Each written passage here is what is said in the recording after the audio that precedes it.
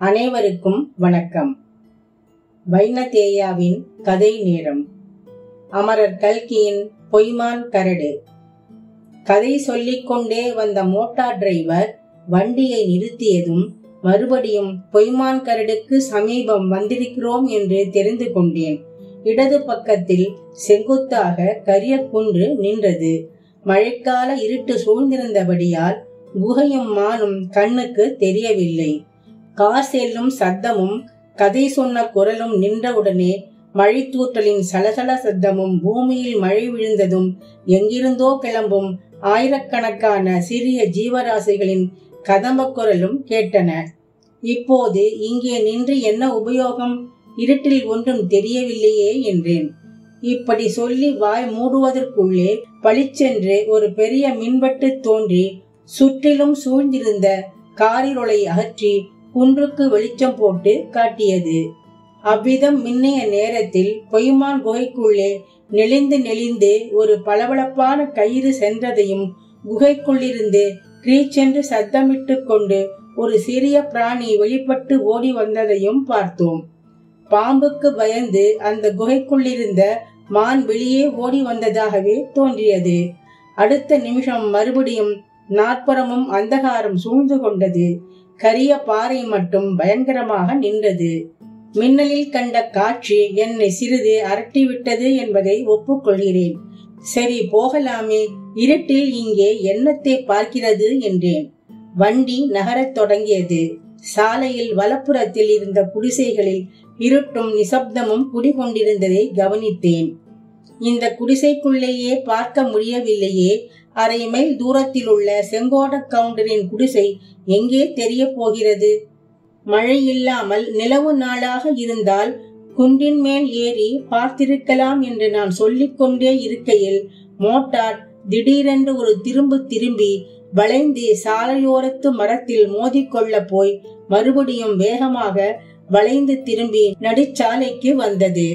அந்த மழையிலும் குளிரிலும் கூட என் உடம்பு வியர்த்து விட்டது.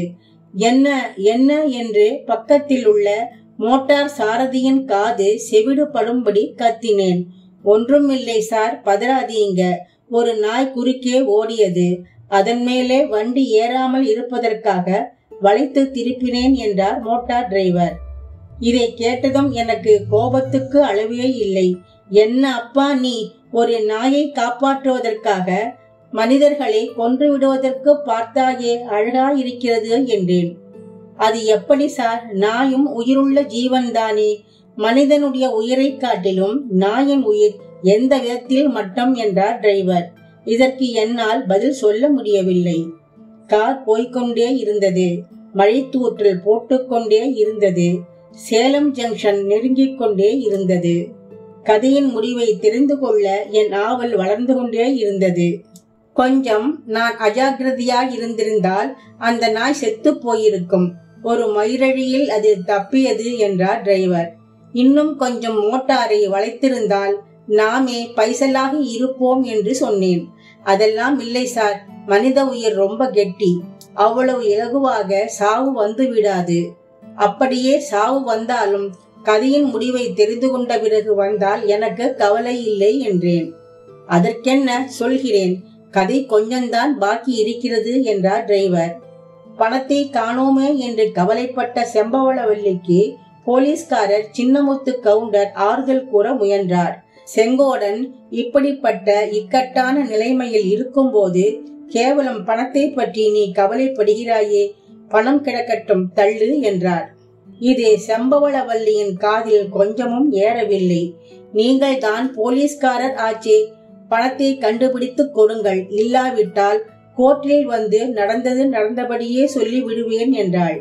சொன்னால் செங்கோடனுக்கு பதில் நீ கொலை கேஸில் அகப்பட்டுக் கொள்வாய், அவ்வளவுதானே, அதில் என்ன பிரயோஜனம்? நான் ஏன் மாட்டிக்கொள்கிறேன்? கதவிடுக்கில் மறைந்து நின்று கடப்பாறையினால் மண்டையில் ஓங்கி போட்டவர் அல்லவா அகப்பட்டு கொள்ள வேண்டும். உங்களை நான் பார்க்கவில்லை என்று நினைத்தீர்களா என்றாள் செம்பா. போலீஸ்காரர் திடுக்கிட்டு போனார். ஏனெனில் செம்பா சொன்னது உண்மையே ஆகும். போலீஸ்காரர் அன்று மாலை பங்காருவுக்கும் எஸ் ராஜுவுக்கும் முன்னதாகவே கேணிக்கரைக்கு வந்துவிட்டார். அந்த போக்கிரிகள் குடிசைக்குள் என்ன செய்கிறார்கள் என்பதை கவனித்துக் கொண்டிருந்தார். அரைகுறையாக அச்சடித்த கள்ள நோட்டுகளை பிலிம்களுடன் சேர்த்து கொளுத்தியதை பார்த்தார்.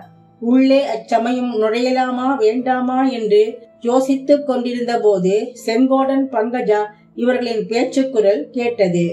பிறகு எஸ் ராஜ் விளக்கை அணைத்துவிட்டு வெளியேறினான். அதுதான் குடிசைக்குள்ளே நுழைந்து பங்காருவை கையும் களவும் கள்ள நோட்டுமாக பிடிக்க தக்க சமயம் என்று நினைத்து உள்ளே பிரவேசித்தார். ஆனால் தம் பின்னோடு இன்னும் யாரோ ஒருவர் வரும் சத்தம் கேட்டு கதவின் இடுக்கில் ஒளிந்து கொண்டார். வருவது ஒரு பெண் என்று அறிந்ததும் அவருக்கு ஒரே வியப்பாகிவிட்டது. அவள் யார், எதற்காக அங்கே வருகிறாள் என்று தெரிந்து கொள்ளும் ஆவல் ஏற்பட்டது. வந்தவள் உள்ளே வந்து அவசரமாக செப்பு தவளையை எடுத்தாள்.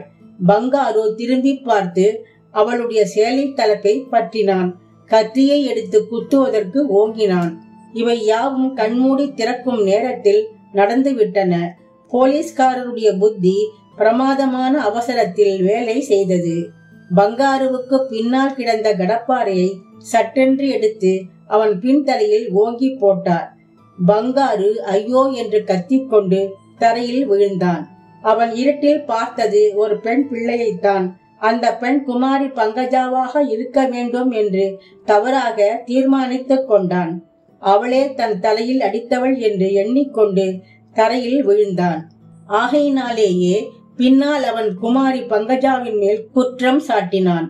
செம்பா கையில் தவளையை எடுத்துக்கொண்டு பங்காருவின் பிடியை உதறிக்கொண்டு கிளம்பிய போது கதவின் இடுக்கில் ஓர் உருவம் கடப்பாறையை கையில் ஓங்கிக் கொண்டு நிற்பதை பார்த்துவிட்டாள்.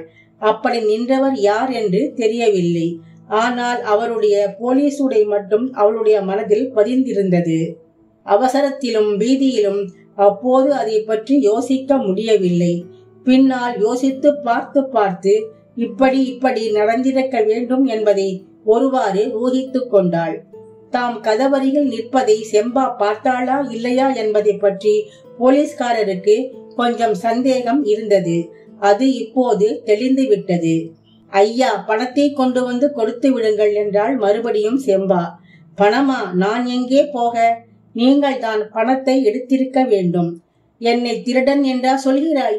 நான் சொல்லவில்லை, நீங்களே தான் ஒப்புக்கொண்டீர்களே. அது எப்போது? அன்றைக்கு அவரிடம் நீங்கள் போலீஸ்காரன் வேஷத்திலே கூட திருடன் வருவான் என்று சொல்லவில்லையா? அதை நான் ஒற்று கேட்டுக் கொண்டிருந்தேன். செம்பா, நீ பலே கெட்டிக்காரி. இவ்வளவு சாமர்த்தியசாலியா இருந்து கொண்டு அந்த அசட்டு செங்கோடனை போய் கல்யாணம் செய்து கொள்ள போகிறாயே, அதை நினைத்தால் தான் வருத்தமா இருக்கிறது. சிலரை போல புத்திசாலிகளா இருப்பதை காட்டிலும் அவரை போல அசலா இருப்பதே மேல். அது உன் தலை எழுத்து. எப்படியாவது போ.